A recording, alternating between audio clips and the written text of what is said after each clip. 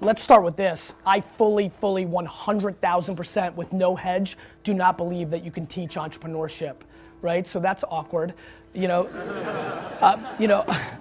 What I mean by that is that, it's crazy for me that word is now considered like cool and good. Like when I was your age 20 years ago, entrepreneur meant that you were a fucking loser that was figuring it out, right? So watching what's happening to the world right now, where this has become a hot topic, is interesting to me, and like I'm super pumped that people now value that in a different way than they did I grew up a DNF student, right? And the reason I grew up a DNF student was I was unable to sit in a room like this and listen to whoever was sitting up here because all I wanted to do was sell shit, right? And so that's all I've ever known. I've had no other gear. Somewhere around 4th grade when I got an F on a science test, I literally that day was like, yeah, that makes sense to me because I don't give a fuck about Saturn, right? That's not who I am. And so I think if there was anything I could do, that would be awesome for you guys to make the most money I could make, I would create a test or a drug that allowed people to become self-aware. I think the number one thing that I could tell you, because I'm desperate to bring value since I'm here, is I think everybody lies to themselves.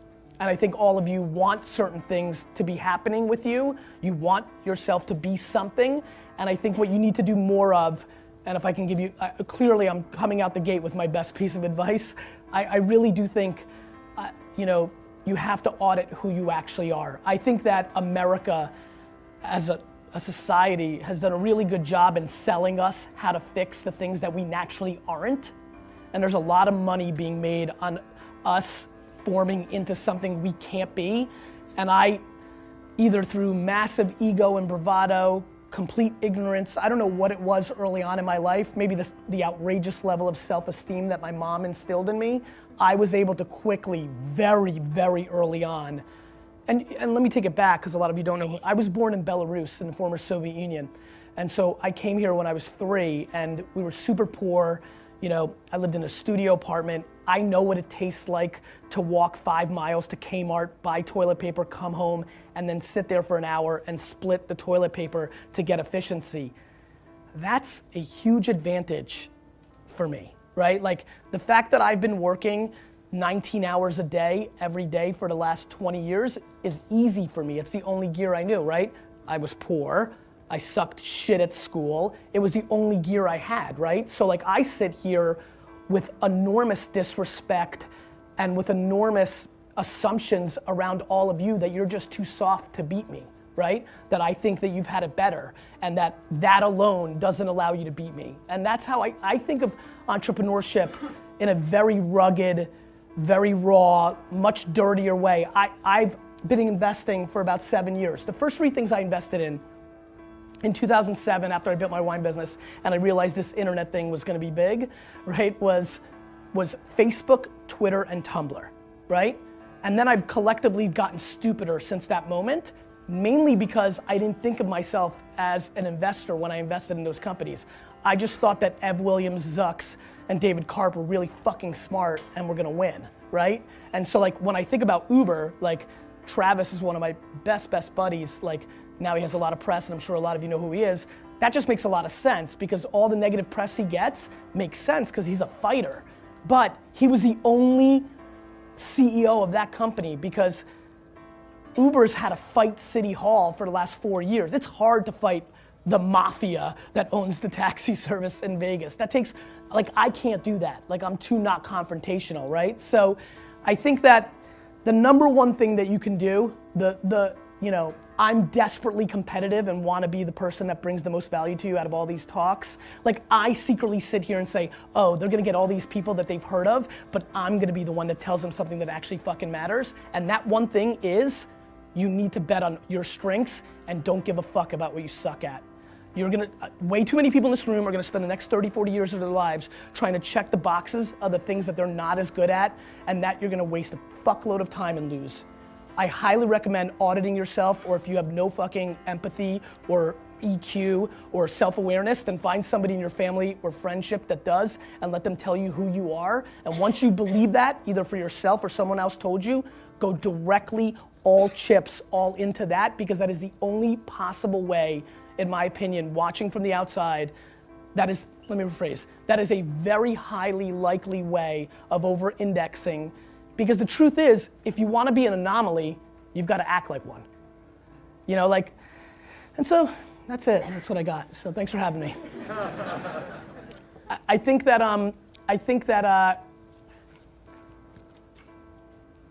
it's been really interesting for me for the last 3 years to watch. So tech, when I was investing in it for me, and when I was growing my business in the 90s, and then when I really got into it in 04, 5, 6, 7, you know, people were in it because they were really good at it, or in it, or really passionate. Right now, everybody thinks that if you're 22 and you have an idea, you're entitled to a startup, right? And so the thing that's been really fascinating for me to watch, the dichotomy of structure and understanding how to play the game versus entrepreneurship. So for example, again, being a dick about it, I know I'm sitting in a room full of number 2s, 3s, and 4s, right? There's so many people in this room that are like gonna be, could be dominant number 2, 3s, and 4s, and I'm pissed that the narrative now is that you need to be a number 1 and have your company, because a lot of people are gonna lose or leave money on the table because that's just the narrative, right? And so the difference for me between a 2, 3, and 4 and a 1 is having a stomach.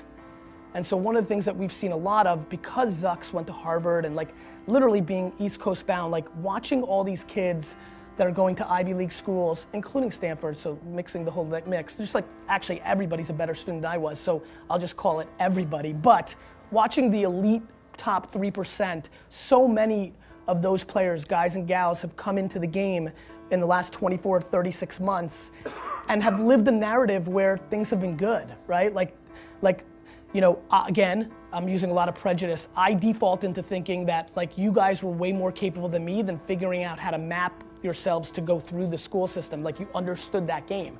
Like very honestly, like it's cool to be like, oh, fuck school and I sucked and then I was a great entrepreneur, but like it would have been cool to have figured it out. Like I would have been fine getting C's and B's, right? Like that would have been interesting. Then, you know, then I would have had a better life. Like college would have been more fun. I wouldn't have went to Mount Ida College where 7 of my 8 core friends fucking went to jail, right? So, you know, if you want to keep it real. But I just couldn't.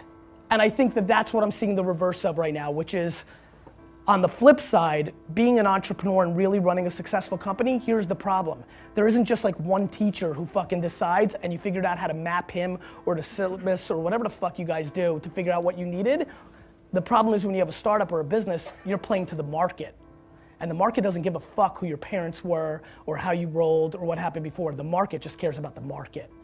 And so I think that what's been really interesting for me to observe and I would say is something for you guys to think about is, again, you're gonna wanna think in a certain way versus what may be the reality, or you might underestimate yourself, it just depends on your DNA. But the ability to adjust is the entire game. Like, I'm so proud that I change my mind every day. My dad used to get so pissed when I was building Wine Library. He would always be like, fuck, he would say like, 3 months ago you said Ricky was gonna be the best employee. I'm like, I changed my mind. He's shit, fire him. Or he's like, you said sparkling wine was important, now you just eliminated it from the key spot. I'm like, I changed my mind. Like, my ability to only be comfortable in massive chaos has been my biggest asset as an entrepreneur. Like, I would never take a fucking note. Like, that scares the piss out of me what these 3 people are doing right now, right? And so, now, that may work for them, and I'm not, like, back to the opening statement, like, you need to do you. Like, plenty of people that make a fuckload more money than me and have won bigger take fucking notes. The key is way too many people are doing, like, here's a good one. You know what really pissed me the fuck off? I'm completely driven by like happiness and like I'm crippled by like chaos. Like, you know, VaynerMedia, which is now 500 people, update your shit. VaynerMedia is like completely dictated by, like I'm a dictator of HR. Like all I care about is the atmosphere. All I care about is how people, all I care about is like how people roll. Like I think I've fired the 4 most talented, smartest people that have worked for me, because if you don't know how to play with the other boys and girls, you're out, because I suffocate under, you know, conflict and negativity, and like nobody's better than me, so you gotta go. So what really pissed me off in tech world was when Steve Jobs' book came out, when he was dying, when it was all about Steve 3 or 4 years ago. I literally watched a lot of my tech startup friends start being like a dick to their staff. Because Jobs was tough, everybody fell into the romance of like, I have this big vision and I'm gonna be a dick like Steve, right? And I thought that was really interesting for me to watch that half decade of like literally watching people I know and then watching them act differently because the status or the icon of the moment, and you see a lot of that. And so like that is probably the energy I'm trying to bring to this class today, which is you can look at like how people roll, and like it's great to admire and things of that nature, but it's so damn important to stick to like your DNA, right? And like what you're good at. And to recognize that you need to surround yourself, whether it's your co-founder or whether it's the people that work for you. Like all I do is hire the people that are the opposite of me, that bring the other value, that bring me the ability to remember what the fuck that meeting was about and go make sure it happens. You know, like whatever it may be, right? And so I think that's another thing that I would highly recognize. I think the other thing you guys should recognize is how ridiculously lucky you are, but how interesting the supply and demand of your luck is changing. Meaning, it's never been better to be an entrepreneur. Like right now, right this second is the greatest. There's massive disruption. I promise you, because I spend a fuckload of time with everybody in corporate America, the big companies are so fucking slow and stupid, it's almost unbearable, right? So that's great for us if we don't have money and we've got time, right? And so that's great. And the cost of entry is easy. There's so many people that are envious of the lucky things that happened to me investing in like Uber and Birchbox and Twitter and all those things, that now everybody in their 30s to 60s that has any level of money is chasing any kid in a hoodie with an idea and giving them money to invest in their startup because everybody's looking for their exit, right? So on top of the fact that the internet is hitting maturity and every user's on a smartphone and blah, blah, blah, and we're at scale, on top of that, in parallel, there's a fuckload of dumb money chasing it and looking to give it to anybody they can, which is your opportunity. So we need to take advantage of that horse shit. And actually, if you think you're ready, you should literally start your company right now, because I'm sure it's important to finish this class and whatever, but tomorrow the market can collapse and you'll miss this opportunity. Literally right now, on a fucking half-ass idea, right? With like 2 or 3 connections from like your parents or professors, or emailing me and I introduce you to somebody, you can literally raise $1 million on your horse shit idea. But we need to like I want everybody to understand that. All it takes is something crazy, like a terrorist attack or some fucking bank full of shit breaking, or like tomorrow, that can go away. And so like I think it's super important for everybody to understand that if you're itching, I think you should start tomorrow, because the money's there and you're gonna need the money, because this happens all the time. Like everybody that looked like you in 2008 and 9, they went and got jobs. Everybody that looked like you in 2002 and 3 after the first bubble, they went and got jobs. So if you're a true entrepreneur, if you're sitting here like, no, I'm entrepreneur, I'm not just in the class, you need to seriously concentrate on where we are at this exact moment in the market and recognize how fruitful it is for you, how much of an advantage you have, and you may want to seriously consider and take advantage of it, because it could really go away in a second, and then you've got to wait like, if it collapses tomorrow, if there's a bubble burst, you're gonna have to wait 3 to 5 years to get your shot. When bubbles burst, no fucking kid with an idea gets dick. Got it? That's a good one. I like that one. But that's what happens. So I think that's important. Timing's massively important. And so that's why I'm pushing that agenda. Bless you. I think the other thing to think about is, I think that, here's just some random shit, and then maybe we can go into Q&A. I think that Uber, Airbnb, and Instacart are not anomalies the way a lot of people in my world think. I think they're just a preview. I think if everybody here understands that the #1 asset to everybody in the world is time, and if you can figure out how to buy and sell it back, that's a big coup. So I think the biggest reason I got excited about Uber years ago was I realized, holy shit, this isn't about transportation. This is about a company that sells me back time. As a matter of fact, I actually boycotted LA for 4 years. I actually didn't come to LA for 4 years because I hated fucking coming here so much because I didn't want to rent a car and the fucking shit. I fucking hated this place. Literally, now I'm back all the time because Uber, because I can get around, right? Like I can actually move. And so that was good. But back to the main point. It's stunning for me to watch people's behavior. Literally, fundamentally, we care about the health of our loved ones, money, and then time. And I think if you really look at what Uber's doing, it's selling back time. And I think if you're thinking in startup mode, if you're looking for an inspirational seed as a starting point, I highly recommend thinking about time. People will massively overpay for it. You love time so much you don't even realize it. Think about the last time your phone or your computer was 1/100th of a second slower than what you're used to on Wi-Fi, how fucking pissed you were. Like that's how much we like time. And so that is a big theme that I think is gonna play out. And so again, recognizing not everybody here has their full idea or everything figured out, I think that's an important place to play. I think the other thing that's really important is, I think I play the game a little bit backwards. So I publicly give away all my best ideas. All of them. I recognize as an individual, I'm not gonna be able to go and execute every great idea, every great thought I have. And so I've lived a life for the last 7 years where I put out all my content at scale, whether through blog, I'm writing a lot on Medium right now. If you don't know what that is, you should check it out, it's really rad. Stuff like that. And so I think early on in one's career, and definitely I watch a lot of people that don't understand what's happening now, is the value of your thoughts can be extreme.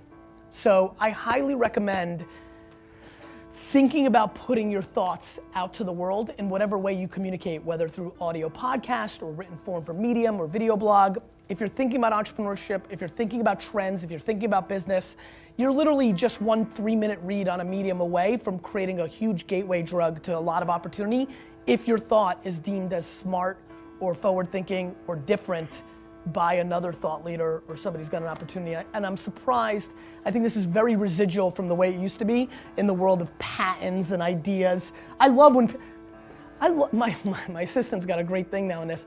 Once in every 4 months, somebody sends an email saying, I've got a huge startup that I want you to invest in, but you've got to sign this NDA, right? Which literally every time gets an email back that says, fuck you, right?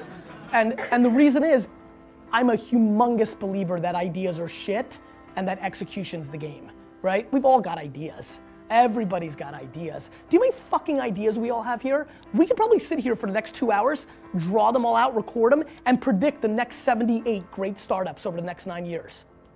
And? So I think the thing that is another theme in entrepreneurship is there is way too much fodder brought to the idea. Uber was Magic Cab 3 years earlier. Uber is not an idea. Uber existed. It's called Magic Cab.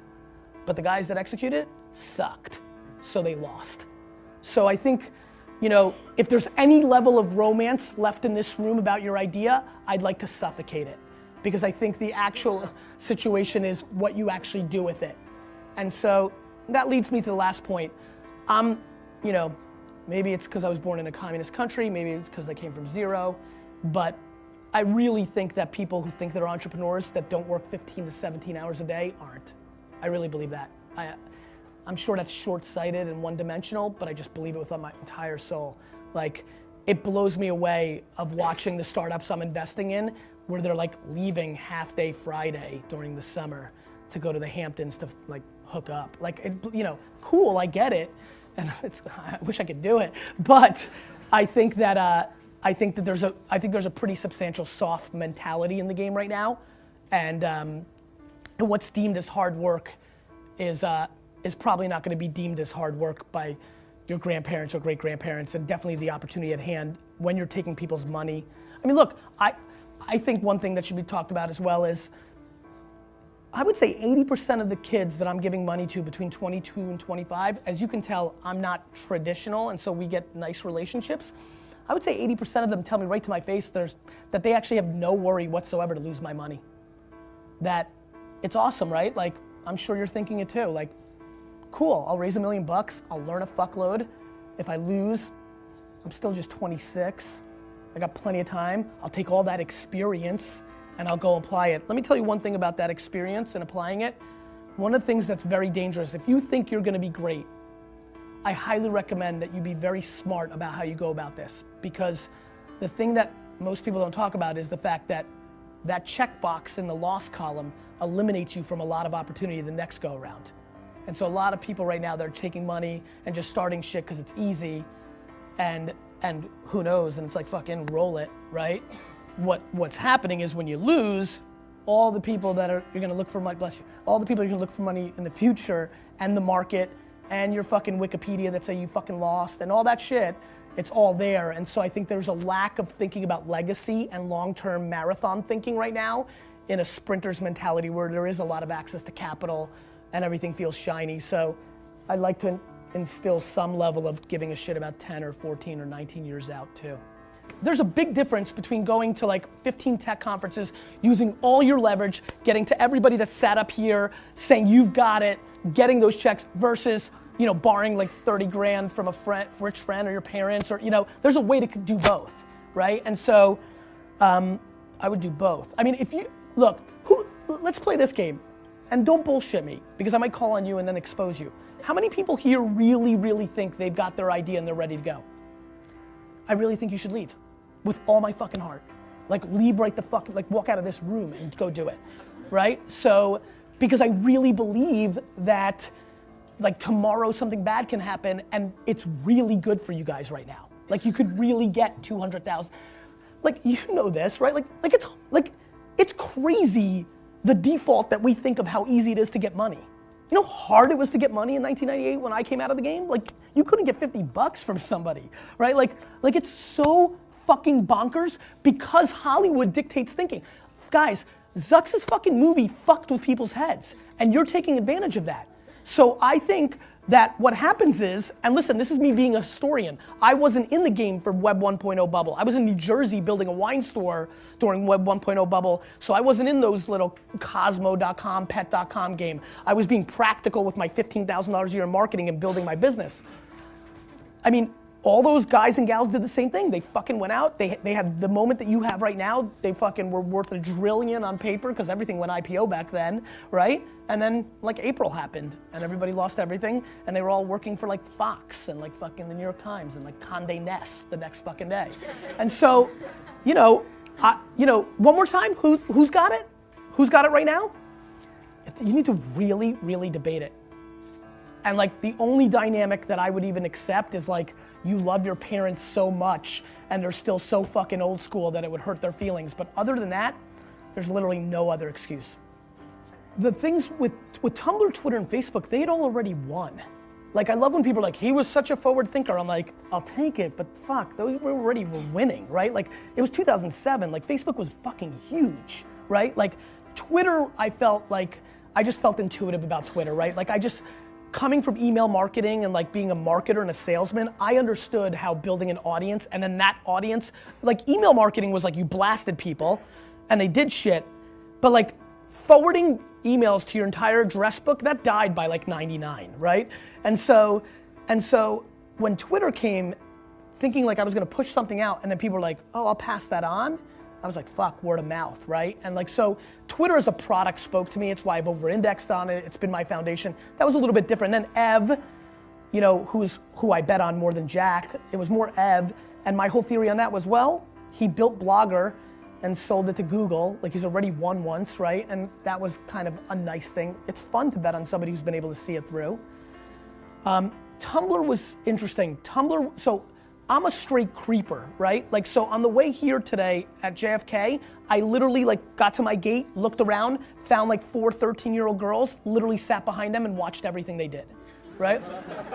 So by the way, real quick, if you ever hear that I go to jail, just know it was market research. And I did that today, and what did I watch? I watched them spend 99% of their time on Instagram, Yik Yak, and Snapchat, right? And so that's what happened with me in Tumblr in 2007. Like, it was a little different then. It was laptops. Phones are better. You look less creepy. I just started getting a sense that junior high kids were on Tumblr way more than anybody was talking about it. That was a good one for me because I'm New York based. Carp was in New York. Carp is super artist.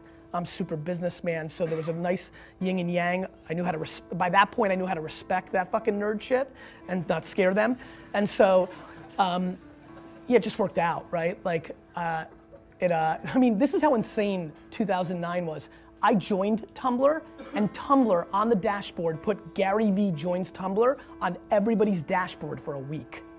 It was just a different world. I got in their Series B at 14 million. They already had users. Now like somebody farts an idea and gets 14 million pre-product. So it was a different market. Birchbox is probably the best one. Birchbox had 60 no's. I wrote the first check. How many people are familiar with Birchbox? Cool, so Birchbox, if you don't know, you should check it out. It's 2 Harvard HBS girls.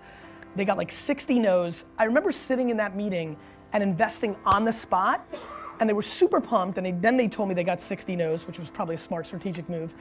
And I remember just leaving that meeting thinking like that was just straight sexism, right? Like that was the only thing I could wrap my head around, like that people just didn't want to invest in the girls. Like I couldn't understand, because the model was phenomenal. It's like, hey, here's our business model. We're gonna sell people makeup samples that we get for free, right? Like, and so, like back to back to my first business of ripping people's flowers, ringing their doorbell and selling, it felt like that. I'm like, this is a good model, no overhead. And then I remember telling them, I'm like, look, if we can do customer acquisition at scale and get enough leverage, eventually makeup brands are gonna pay you to be in there. And that's what's happened with that company. So that one was more them. They were so sharp. I literally have never, like, you know, I'm acutely aware of like racism. Like I got out of Russia by being Jewish, right? Like my parents were super persecuted in the Soviet Union. And so I've always been hypersensitive to it. But that one was the most extreme case because they crushed and knew what they were doing. And it's great to watch that go out and actually become such a big company. But simple things like Yik Yak, right? I fucked up and didn't see it through, which I'm pissed about. But the only reason I even reached out to them, just to give you an example of like messing up, 9 or 10 months ago, I could have gotten in at a $4 million valuation. They just raised at a $350 million valuation. And the only reason I got to that gateway is that every morning when I wake up and go take a crap, the first thing I do on my phone is look at the iTunes top 150 free apps, and Yik Yak just started showing up. 150, 137, 123, 123. What the fuck is this, right? And Secret and Whisper were getting all the Silicon Valley attention, yet they weren't even showing up on that, and you just knew normal kids were doing it. So same thing happened with Snapchat. I remember creeping on 13-year-old girls for a couple months and being like, the fuck is that yellow thing on their phone? Like it's always showing up. That was good because it was yellow. It was easy to like see fast and not get like beat up by their dad. And so I spend all of my time looking at behavior.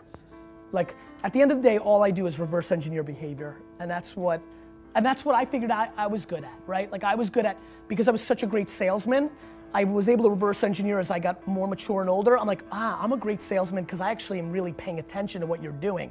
Like when I took over my dad's liquor store, I made a lot of money as a teenager selling baseball cards. All I used to do is stand behind a baseball card table and just people in malls would walk by and look at your case, and I would just literally watch their eyes and be like, what are they responding to? So like UI, UX, like my designer friends are always freaked out of how good I am at it because they think I'm a business guy, I shouldn't be good at that, but that's all I've ever done my whole life at scale. I feel like I'm doing it right now. I'm like watching what's happening here. And so I use my EQ to like do my thing, and that's why I'm such a big fan of betting on strengths. I think that's the unknown thing about Zucks. I mean, Zucks gets portrayed definitely in the movie and just in general, like he's got crazy EQ. He like really understands people. Like, I think he's a really smart entrepreneur. If you go look at my first book, it's called Crush It. In there, I thank my entire family and one random human being, Travis Kalanick, CEO and co-founder of Uber. And I passed on the angel round of Uber. I literally left $700 million on the table by not investing in my buddy after I just told you bet on people and this and that. It happens, right? So I have plenty of things to regret, right? I regret the fact that and look, don't cry for me. I'm gonna make $200 million because I gotta get in the next round. But I regret that when I was doing open cart optimization on winelibrary.com in 1997, that I wasn't smart enough to realize that if I turned that into a product and sold it to Amazon for $500 million, I would have made a fuckload more money than selling 18 more bottles of Pinot Noir, right? So, But very honestly, you've got me pegged. I'm basically not capable of really regretting it. I'm trying to answer your question and not be a douchebag about it, but regretting feels to me like the opposite of entrepreneurship, right? Like I just think it means looking back, and I think speed is the #1 variable that most people in this room will struggle with. That is the variable difference that's what Travis and Zucks moved so when Mark bought Instagram for $1 billion, a couple months earlier, I did some Fox program and I said that, I was like, it was December, and they're like, hey, make some predictions for 2013. I was like, Facebook's gonna buy Instagram, right? Cool, whatever. 4 months later, it happens. And CNN asks me to come on because the video went a little viral in the tech community. So I was on Piers Morgan, and on Piers Morgan's show, his opening line is, this company's 550 days old. How the hell is it worth $1 billion? And my opening line is, they stole it. I get out of the studio, I'm hardcore Twitter, so I go on it, and literally there are thousands of tweets of people calling me a fucking idiot. So literally that night, from like 10 o'clock at night to 4 in the morning, I favorited every single one of those tweets by hand, all of them. I think this is a good story because this is what an entrepreneur I think does. I favorited them all, and then I guess last year this time, right? Facebook bought WhatsApp for $18 billion, and every article like the next day after the news came out is like, oh wait a minute, they fucking stole Instagram. And no joke, for a week, my wife and I went to Turks and Caicos for a weekend, right? Luckily she just likes to read and I can't bother her, and I laid on a beach for 19 hours a day, 2 days in a row, and replied to every single person that called me an idiot and said, what now, bitch?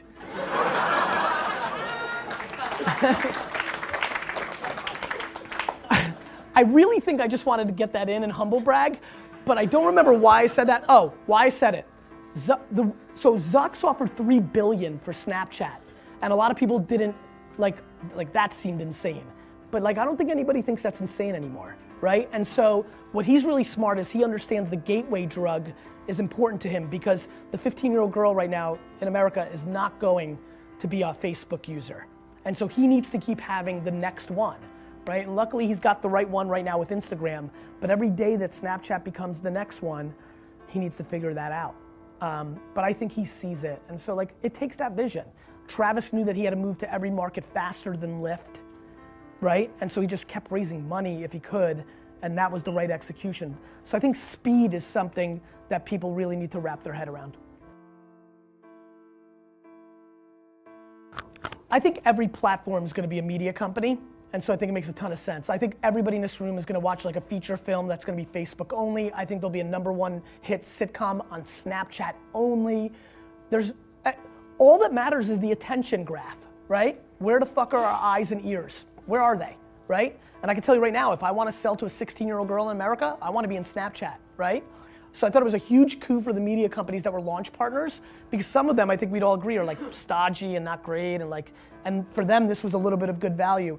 I think it was a really smart move by Snapchat, because I really live in this world. A lot of the big advertisers look at them as too young. You only have 13-year-olds. So this kind of like grew them up. I think Emily White is a really interesting executive for a lot of people in this room. I think she's super inspirational, boys and girls in this room. Like Emily White, if you don't know her, Google, Facebook, Instagram, and now the COO of Snapchat.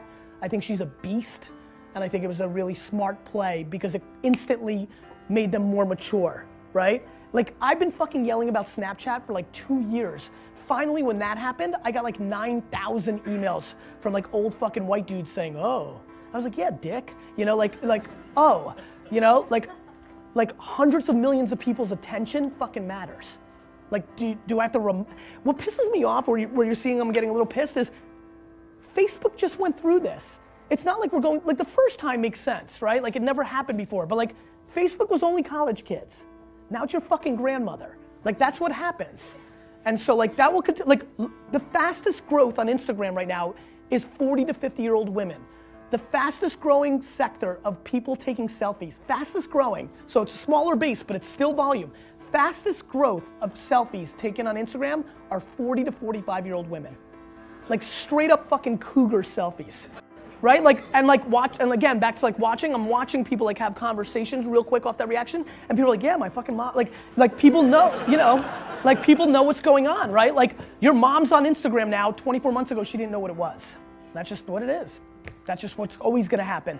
Because what's happening is we're living through the ageification, like the downward ageification of society. The number one thing I love right now is that the average 42-year-old American woman, in her behavior, the clothes she buys, what she does, how she hangs out with her friends, is acting like the average 29-year-old woman only 10 years ago. Like, nobody wants to be old. I'm 39. Like, I shouldn't be like dressed like, you know what the 39-year-old version of me looked like 15 years ago? Like, nobody wants to get old. Like, it sucks. And there's a flip side to it. Whereas only 10 years ago, a 15-year-old would look up to their 18-year-old sibling and listen to the same music and all that. That's why you're seeing Snapchat and Yik Yak and other things. There's a fragmentation even within generations. Like, they want their own fucking thing.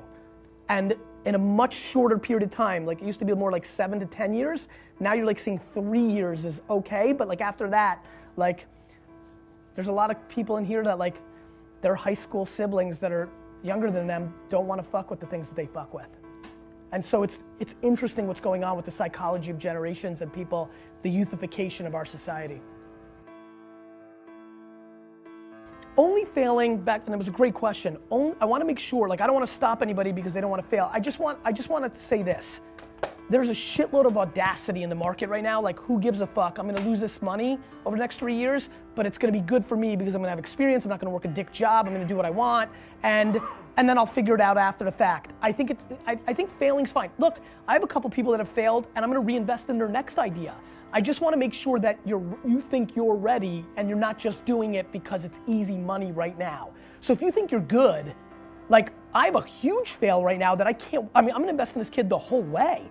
Because I've watched him fail, but I've seen all the great things he did. The market and his idea were off a little bit, but he's a fucking assassin. So I just want to, I wanted to clarify, and I'm glad you did that because I think you made it better. But I truly feel I was 100% purebred entrepreneur. I truly believe that. And I truly believe that it's probably a high significant chance that nobody in this class is. And that's not bad. I promise you 90% and 85% and 80% can be dramatically more successful than me. I probably could have used a little 10 or 20% of other stuff that would have leveled me out. I was just fucking off the chart.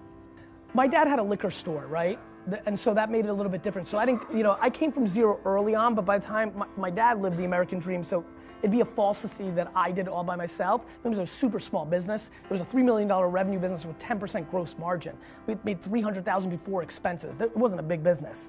But I knew at 14 that I was way better than my dad, right? And I was pumped because I was so thankful for what my dad did, because like we came here and had nothing, and then we had something, right? So I had this incredible family pride to come in and pay him back, right? And to walk into a family business that's doing 3 million and in 24 months be doing 12 million, and like I had to buy my own car, like at a garage sale, by the way, and then my brother, who's 11 years younger than me, got a Lexus. Like, I'm a little bitter, but like I'm super proud of that part. So I'm not sure, like I have a little bit of a different, like everybody, we all have our different, look, I used to be super disrespectful to rich kids, but now that they're all my friends, I now realize like, fuck, they got it shitty too, right? Like I have a bunch of friends who are like fucking really struggling to try to navigate like that they didn't start on third and a half base and are trying to do it their way. And so like, everybody's got their shit, right? But what I can tell you, when I think about entrepreneurship, I couldn't breathe. Like I couldn't breathe.